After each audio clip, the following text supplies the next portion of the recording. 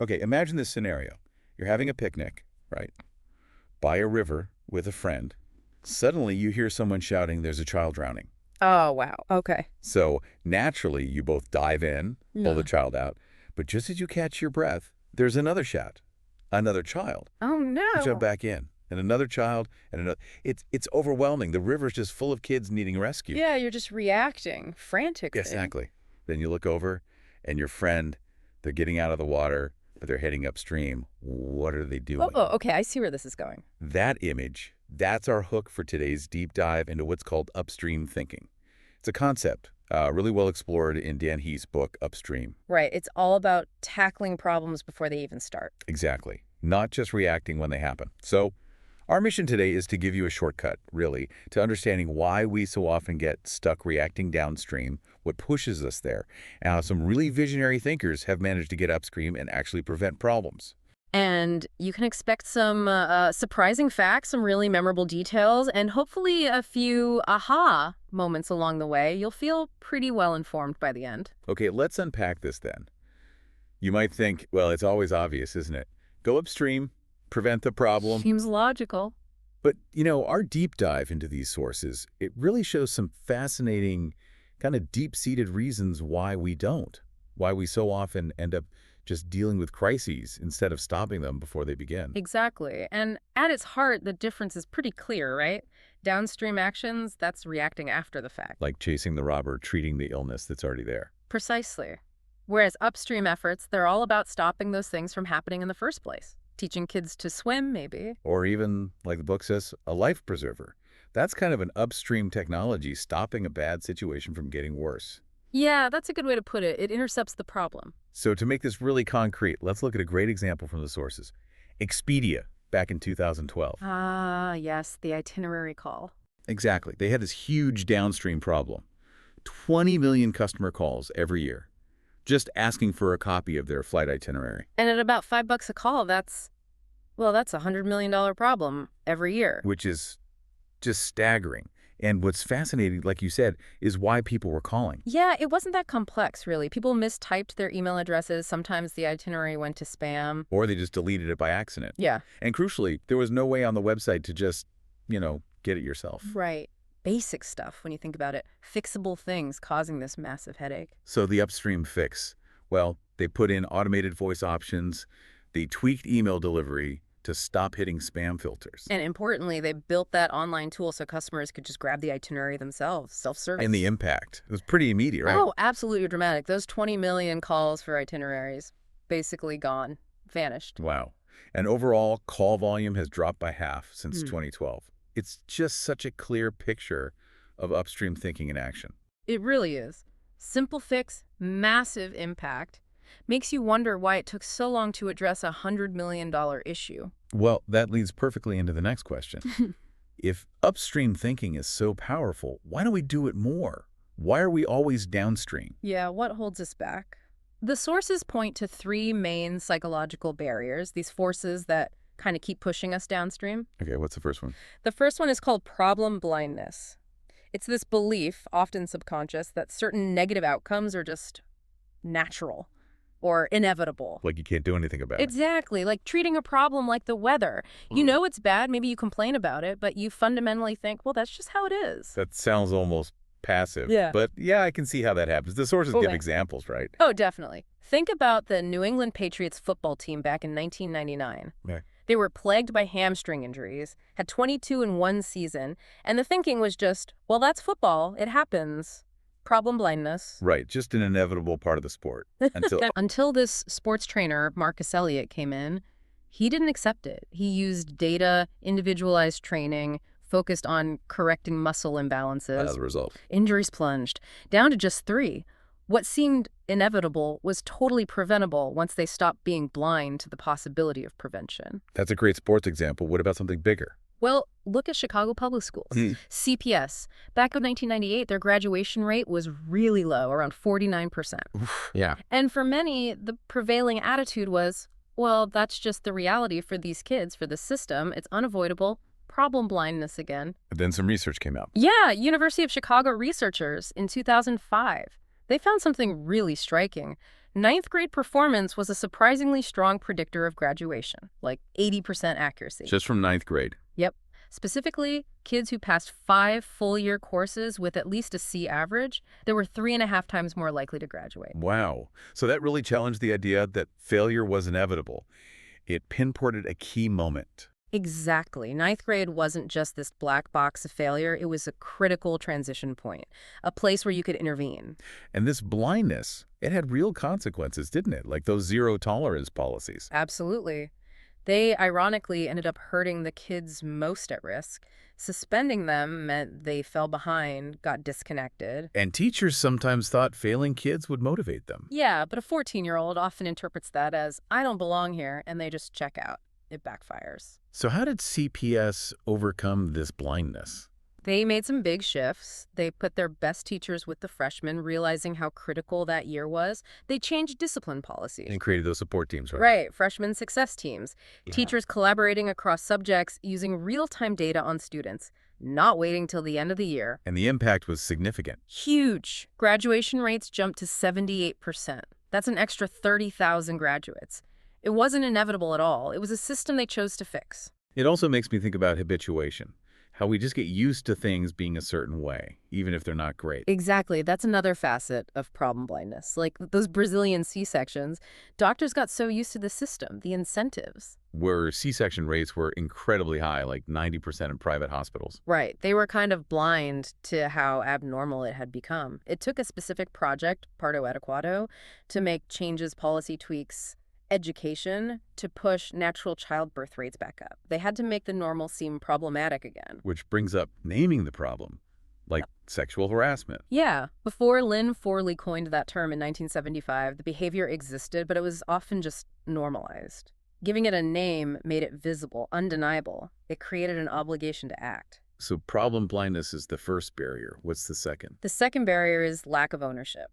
This is when people who could potentially fix a problem basically say, that's not my job. Not my responsibility, even if it affects them. Even if it affects the whole system. Think back to Expedia and that $100 million itinerary problem. Right, you mentioned the product team focused on bookings, the support team focused on handling calls. Exactly. Both teams were hitting their targets. But no one was specifically responsible for reducing the need to call in the first place. So the problem just persisted because it fell between the cracks. It wasn't owned by anyone. Precisely. It's hard to get credit or even assign the task for preventing something from happening. There's that police chief example too, right? Preferring cops and robbers. Yeah, the deputy chief noticed officers often preferred making arrests tangible, rewarded over prevention, like talking a kid out of trouble. Because preventing something, it's invisible, right? Exactly. It's a story written in data starring invisible heroes who save invisible victims. Less glamorous, harder to measure, so ownership is less appealing. But some people do take ownership, like that pediatrician, Bob Sanders, with the car seats. Oh, absolutely. A powerful example. He saw kids dying in crashes. Tennessee passed a law, but it had this loophole, the Babes in Arms Amendment. Allowing parents to just hold their babies. Huh. Which obviously wasn't safe. Right, and Sanders just wouldn't let it go. He fought for years, used heartbreaking testimony from parents. Like the father whose baby died because he wasn't secured? Yes. He pushed and pushed until the loophole was closed, and by 1985, every state had a law. That saved over 11,000 lives by 2016. He took ownership when the system hadn't. And Ray Anderson at Interface, the carpet company's CEO, he took ownership of environmental impact. A huge example of ownership. He had that spear in the chest moment, realizing his company's legacy was potentially destructive. He'd been problem blind, then he took radical ownership. Mission Zero, aiming to eliminate their negative impact. Yeah, and they made incredible progress cutting fossil fuels, water use, waste, all while growing sales. He essentially volunteered to own a problem nobody was forcing him to own. It really underscores that ownership often starts with one person or one group deciding this is mine to fix. Right, and there's that great move your chair metaphor from the psychologist Jeannie Forrest. Ah, yeah. She was frustrated because someone's head was blocking her view. And she initially blamed everyone else, the tall person, the presenter, then realized, wait, I can just move my chair. Such a simple shift, but profound. Recognizing your own agency. Exactly. She used it with feuding colleagues. Tell the story as though you're the only one responsible. It helped them see their power, become co-owners of the solution. It's about finding your piece of the ownership puzzle. Okay, so we have problem blindness and lack of ownership. What's the third barrier? The third one is tunneling. This is what happens when you're facing scarcity, not enough money, time, mental energy. You get tunnel vision. Precisely. You focus intensely on the immediate, urgent problems right in front of you, and you just can't deal with long-term planning or prevention. The little stuff crowds out the big stuff. Can you give examples? Sure. The book talks about a single mother needing $150 for her son's basketball league fee. Paycheck isn't for 10 days. Credit cards are maxed out. So a tough spot. A really tough spot. She ends up taking a payday loan, even though the interest rate is like 240% APR. Which sounds like a terrible financial decision long term. Objectively, yes. But in that moment, in the tunnel, that loan buys her vital maneuvering room. It solves the immediate crisis, even though it creates a bigger problem down the road. The urgent swamps the important. And this isn't just about money, is it? It's time scarcity, too. Like those nurses. Exactly. Nurses getting bogged down, dealing with everyday stuff, missing supplies, broken equipment, instead of tackling the systems that cause those problems over and over. Because it's easier to just keep digging in the tunnel, fixing the immediate thing. Right. It leads to this endless cycle of reaction. And honestly, being the hero, solving the immediate crisis, it feels good. Yeah, heroism is addictive. But that constant need for heroism, it's often a sign that the system itself is failing. So how do you escape the tunnel? The key is creating slack. You need some reserve, some dedicated time or resources, specifically for looking ahead, for problem solving, for prevention. Without that slack, you're just stuck reacting. So tying it together, tunneling really blinds us to the bigger picture, keeps us trapped reacting. Overcoming it means deliberately carving out that slack. Yeah, it requires a real shift in mindset and how we allocate our resources, even when the payoff seems far away. Okay, so we've identified the barriers. Problem blindness, lack of ownership, tunneling. Now let's say we manage to overcome them. What does actually doing upstream work look like? Right. What's the playbook? The sources highlight 7 key questions that effective upstream leaders tend to grapple with. 7 questions. Okay, what's the first one? The first question is, how will you unite the right people? Upstream problems are often complex. Crossing different silos, you need collaboration. Makes sense, like that Iceland example with teen drinking. Exactly. Planet Youth. Back in '98, 42% of 15, 16-year-olds getting drunk regularly. That's a huge problem. And they didn't just target the kids individually. No, that was key. They brought everyone together, researchers, police, parents, schools, sports clubs. The goal wasn't just fixing kids, it was changing the whole environment they lived in. What were some of the strategies they used? Well, they used research on natural highs, giving kids healthy alternatives to substance use. They heavily invested in organized sports with paid coaches, real commitment. And the city gave out vouchers, right? Gift cards for club fees? Yeah, hundreds of dollars per family, making it accessible. The core idea was that you need a whole community approach, everyone pulling in the same direction. And the results were pretty stunning, weren't they? Astonishing. By 2018, that 42% drunkenness rate dropped to 3%. Smoking down from 23% to 2%, cannabis from 17% to 1%, a complete transformation of teenage culture. Wow, just shows the power of uniting people. Any other examples? Sure, the Jean Geiger Crisis Center dealing with domestic violence. After a client was tragically murdered, Kelly Dunn teamed up with researcher Jacqueline Campbell. And they brought different groups together, police, DAs. Exactly. Police, district attorneys, health workers, advocates groups that were often siloed or even hostile, they formed a high-risk team. What united them? A shared tool, Campbell's homicide assessment tool, and a shared goal, preventing murder. They reviewed high-risk cases together, using data for learning, not blaming. And it worked. In 12 years, across 172 high-risk cases, not a single reassault occurred.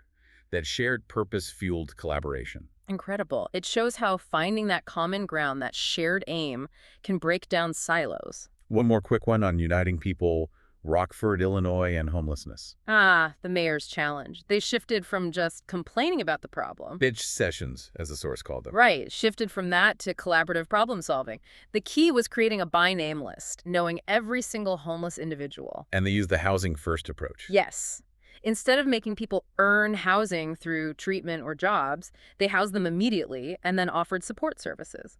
Agencies worked together to find people on the list and meet their specific needs. And Rockford actually ended veteran homelessness. Became the first city to do it effectively. Housed 156 veterans in 2015. Later, they tackled chronic homelessness, too. Collaboration and data were key. Okay, so uniting people is question one. What's number two? Question 2 is, how will you change the system?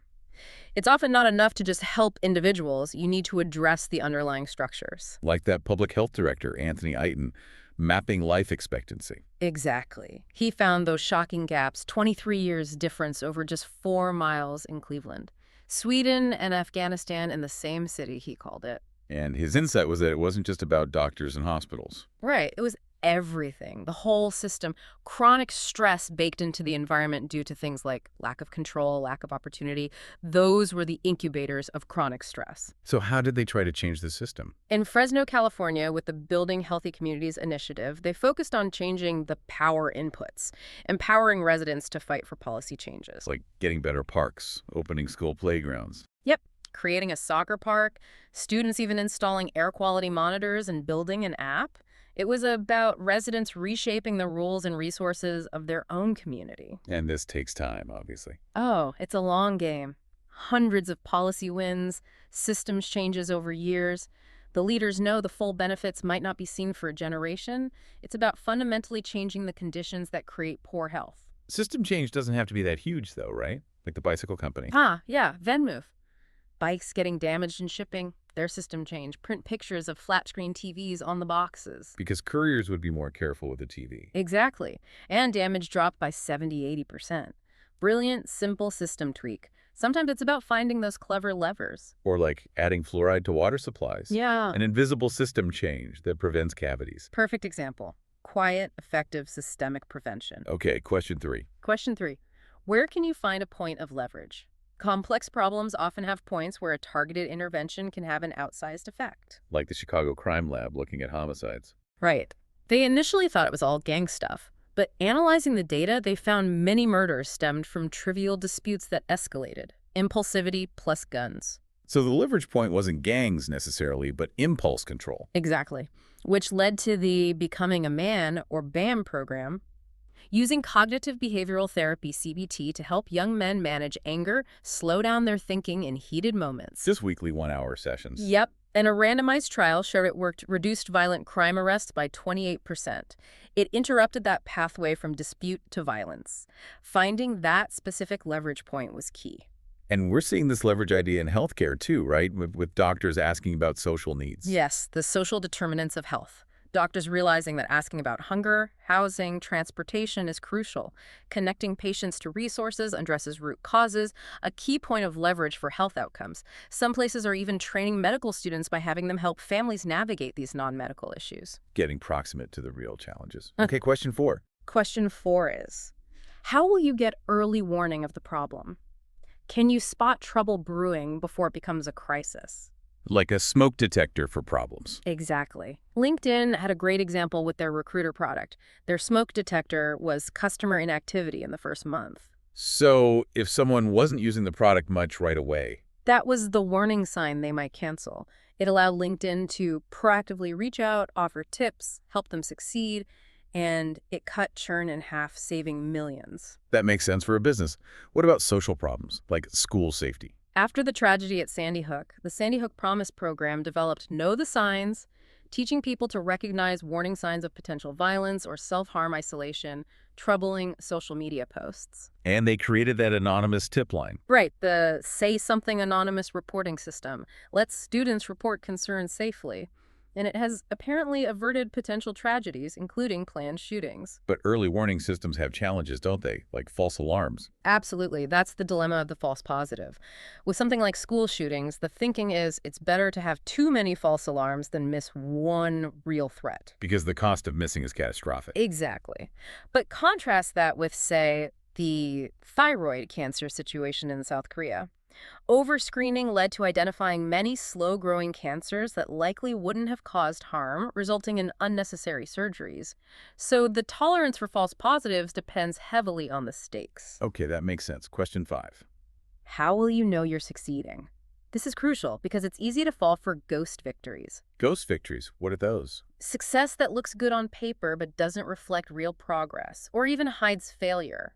Often happens when you measure the wrong thing or the measures get gamed. Like the Boston sidewalk example. Perfect illustration. They started tracking the number of potholes filled, the quantity of repairs. Easy metric, right? Yeah, it seems straightforward. But it incentivized crews to do quick, easy fixes on relatively good sidewalks, rather than tackling the really badly damaged ones that took more time. So the worst sidewalks just stayed bad, and the okay ones got lots of attention. Exactly. Two self-fulfilling prophecies.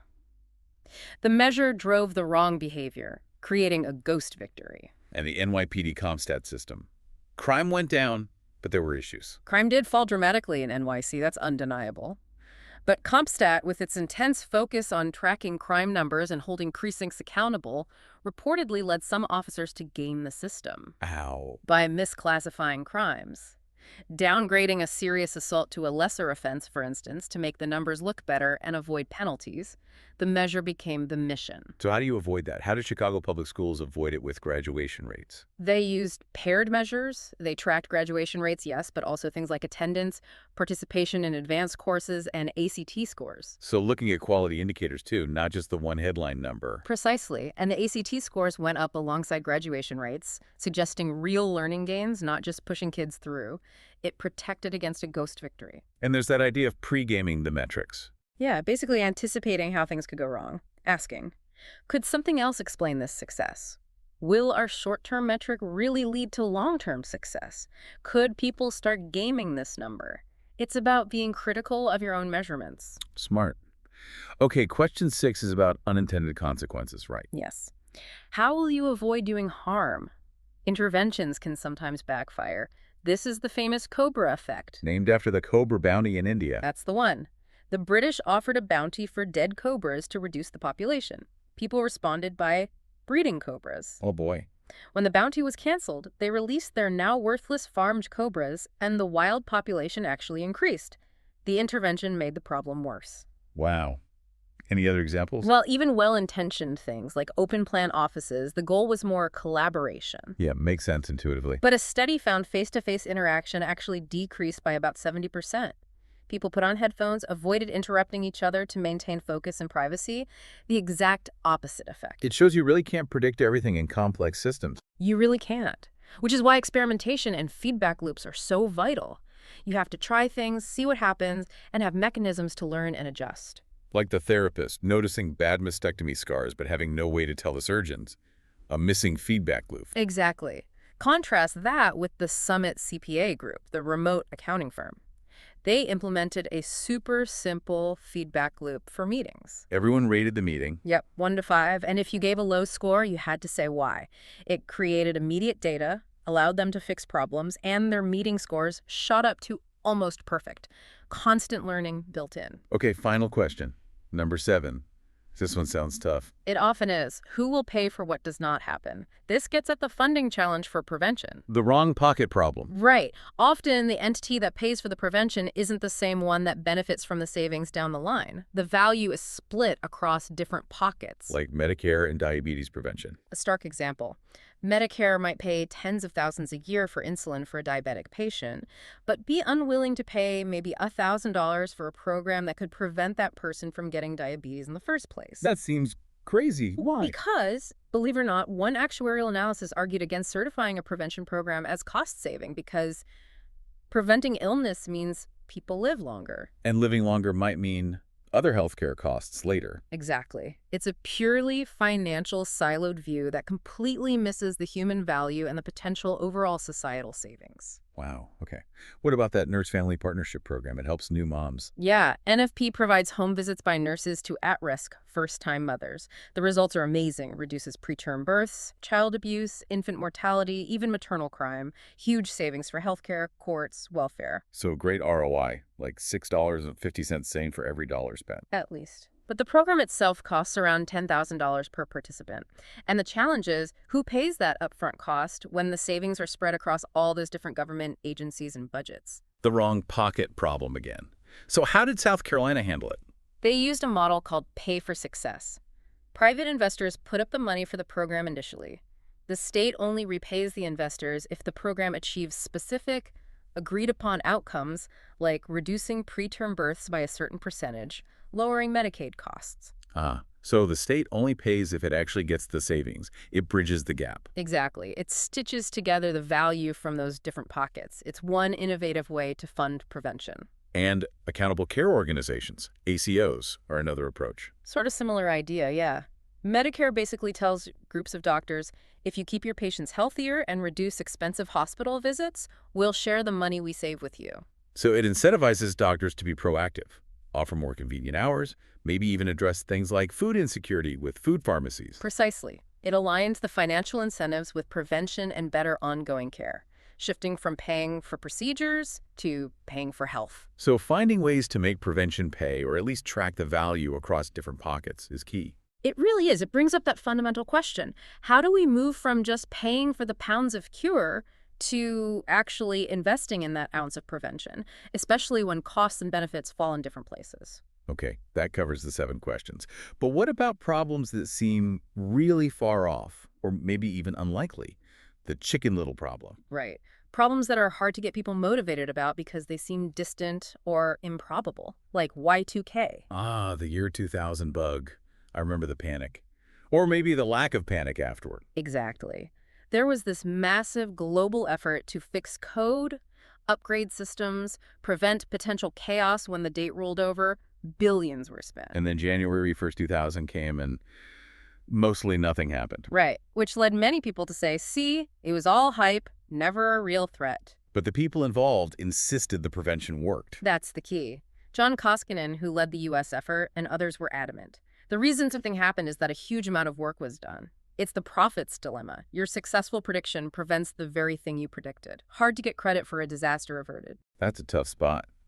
What about Hurricane Pam? That was a simulation, right? Yeah, in 2004, disaster experts in Louisiana ran this incredibly realistic simulation of a major hurricane hitting New Orleans. They game planned the response, identified weaknesses. And learned critical lessons about things like evacuation? Definitely, especially about contraflow, reversing highway lanes to get more people out faster. They realized their existing plans were inadequate. And then, just 13 months later, Hurricane Katrina hit, following a path eerily similar to the PAM simulation. and while the downstream response, helping those stranded, was tragically flawed. The upstream preparation, based on PAM, particularly the improved contraflow evacuation plan, was credited with getting over 1.2 million people out safely. Experts believe that planning saved tens of thousands of lives. It showed the immense value of preparing even for what seems improbable. One last example of that kind of far-sighted prevention. Planetary protection. Sounds like science fiction, right? A little bit. But back in the 1950s, scientists like Joshua Lederberg were already warning about contamination, aliens, microbes infecting Earth, backward contamination, or Earth microbes contaminating other planets forward through space travel. Before we'd even really gone anywhere. Exactly. And it led NASA to create the role of Planetary Protection Officer way back in 1967. It was this incredible moment of foresight. Thinking about preventing harm before we even had the full capability to cause it on that scale. Precisely. A truly upstream mindset, preventing damage before it's even possible. So, wrapping this all up, we've looked at why we get stuck downstream, those barriers like problem blindness, lack of ownership, tunneling. And we've seen the ingenuity of people who pushed upstream using those 7 questions as a guide to prevent all sorts of problems. Hamstring injuries, C-sections, homelessness, school violence, even global threats like Y2K or ozone depletion. It really makes you think. So for everyone listening, maybe ask yourself, what problems in your own life or your work or your community have you just kind of accepted as inevitable? Yeah, things you treat like the weather. When maybe, just maybe, they're not inevitable at all. It could be something small like always struggling to find parking. One person decided to just always park far away and enjoy the walk, reframing it. Or the tennis coach tired of bending over led to the ball hopper. Exactly. Or maybe it's bigger, in relationships. Like the couple who, after 25 years, finally set ground rules for arguments. An upstream fix for recurring conflict. That personal frustration can be a powerful spark, like Trisha and Nikki Darnell, the military spouses who created Hug-A-Hero dolls. Oh, tell us about that. Well, they wanted to ease their own daughter's pain when their dads were deployed, so they made these dolls with a picture of the parent. It started personal. And it grew. It became a business Hug-A-Hero. They've distributed thousands of dolls. It's even on some official military deployment checklists now. A personal upstream solution that helps many. It started from getting proximate to their own pain. That's a great story. And it highlights some core principles from our dive today. First, get proximate. Really understand the problem. Don't just look at data. See it up close. Feel it. Second, favor scoreboards over pills. Use real-time feedback, data for learning, not just waiting for a final evaluation that tells you if you succeeded months later. Learn and adapt as you go. And third, be impatient for action, but patient for outcomes. System change takes time, like Sally Herndon fighting smoking bans in North Carolina. An inch at a time, and then a yard, and then a mile. Yeah. You have to keep pushing, even when results aren't immediate. Eventually, you get there. You know, Robert Baden-Powell, who founded the Boy Scouts, his motto was, be prepared. A classic upstream idea. It is, but our sources really highlight how we're often drawn to the downstream glory, the rescue, the response, fixing things after they break. The visible heroes. Right. But maybe our heroes shouldn't only be the firefighters and the detectives, the ones who restore normalcy. Maybe they should also be the ones who prevent the fire, who stop the crime before it happens. The invisible heroes. The upstream thinkers. So what does being prepared mean for the problems you face? We really invite you to think about how you might start creating those quiet, powerful, often invisible upstream victories that just shift the odds for the better. And that leaves us with a final, maybe challenging thought. If upstream success often looks like nothing happening, the problem avoided, the crisis averted, how do we as individuals and as a society truly learn to value, to celebrate, and crucially, to invest in preventing problems rather than just fixing them?